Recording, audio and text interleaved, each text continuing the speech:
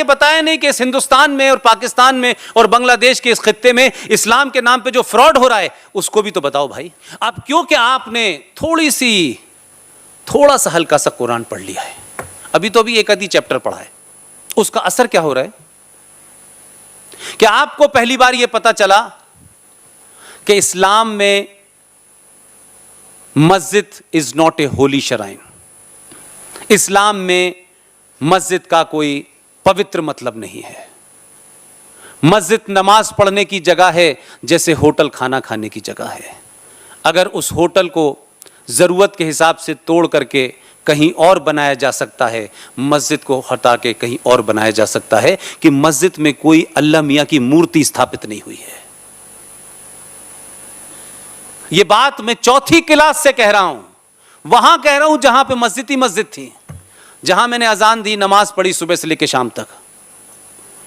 लेकिन इस देश को 2017 में पता चला, क्योंकि सुप्रीम कोर्ट ने जब सुनवाई की तब पता चला कि मस्जिद की कोई धार्मिक महत्ता कुरान और इस्लाम और हदीस में नहीं है। ये एक नमाज पढ़ने की जगह है, क्योंकि मुसलमानों में मूर्ति स्थापना की कोई जगह नहीं होती और अल्लाह मियां सब जगह मौजूद हैं।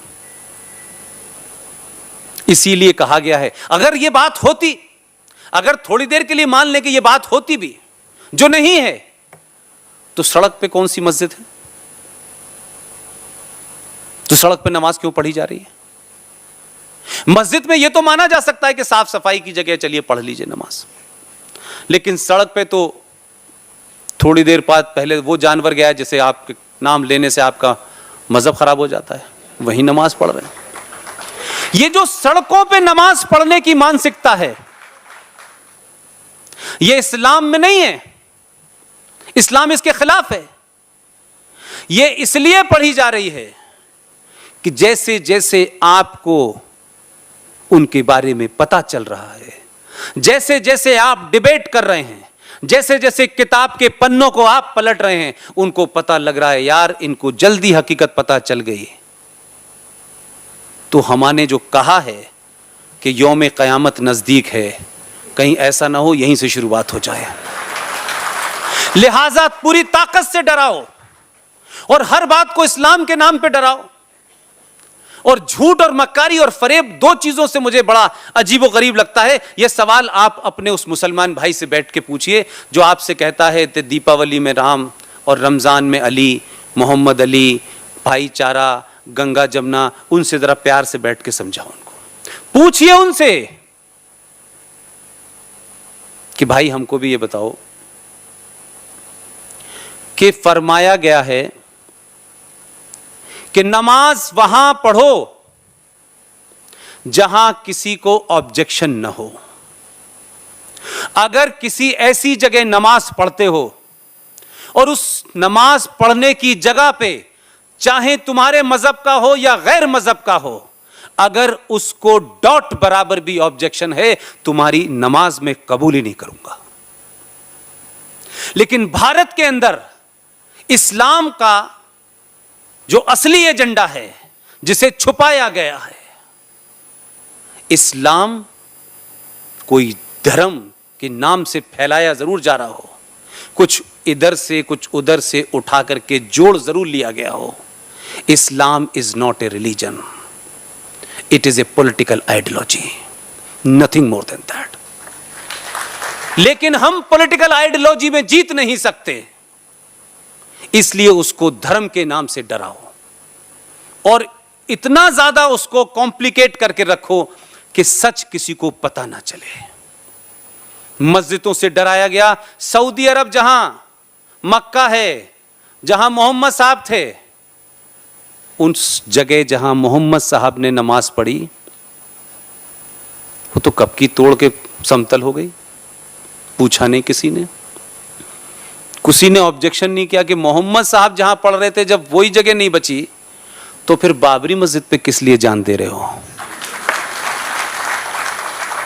बाबरी मस्जिद धार्मिक इशू नहीं है। बाबरी मस्जिद, मथुरा और काशी, ये तीन चीजें सिर्फ इस बात के लिए लड़ी जा रही हैं कि जो काम 700 साल में लुटेरों ने, बलात्कारियों ने, प्लंडर्स ने इस देश में आपके राज करने के लिए आप सदियों तक जलील रहे। आपके मंदिरों को तोड़ा और ऊपर की गुम्मद बना दी, बाकी ऐसा ही है। सिर्फ इसलिए वो मौजूद रहें ताकि आप जीवन भर कुंठा में रहें। लिहाजा आपको इस्लाम के नाम से डराइए कि बाबरी मस्जिद शहीद हो गई। इंसान शहीद होते थे, पत्थर कब से हुए पता नहीं। और ये वो लोग कह रहे हैं जिनका पत्थर में यकीन नहीं है, लेकिन ये नहीं बताते कि वो जो चौकोर काले रंग का कमरा है उसमें क्या रखा है। जरा एक बार उसके बारे में भी तो बता दो। दिल खोल के बताओ कि उसमें मोहम्मद साहब का कुरान शरीफ रखा हुआ है।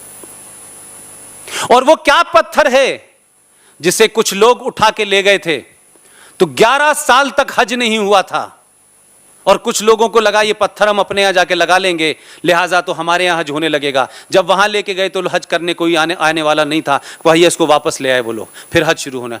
हज कमाई का धंधा है, धार्मिक एजेंडा नहीं है। और आप सच बोलिए ना। बार बार लोग कहते हैं कि देखिए साहब, इस्लाम के आने से पहले तो जहालत थी, कुछ था ही नहीं। गुप्ता डायनेस्टी का टाइम क्या है? वो तो इस्लाम से पहले का है। रिचेस्ट, मैं गलत कह रहा हूं? गुप्ता डायनेस्टी मोहम्मद साहब से पहले थी या बाद में थी? और कैसी थी? यह बात अलग है कि जहां वो रहे होंगे उस कबीलाई जिंदगी में जहालत होगी, उसमें लोग ऐसी सोचते होंगे जो हो रहा है, उसके अंदर जायज होगा। 54 साल का आदमी 6 साल की लड़की से शादी करे, हो सकता है, उसमें जायज होगा। लेकिन यह मत कहिए कि दुनिया को हमने रोशनी दी और जिस धरती पे हम रह रहे हैं यह चपटी है। जमीन चपटी नहीं है, तुम्हारी खोपड़ी चपटी है। इसलिए किसी साइंटिफिक बात को भी सच मानने को तैयार नहीं हो। अरे जो साइंस प्रूफ कर चुकी है उसको तो मानो।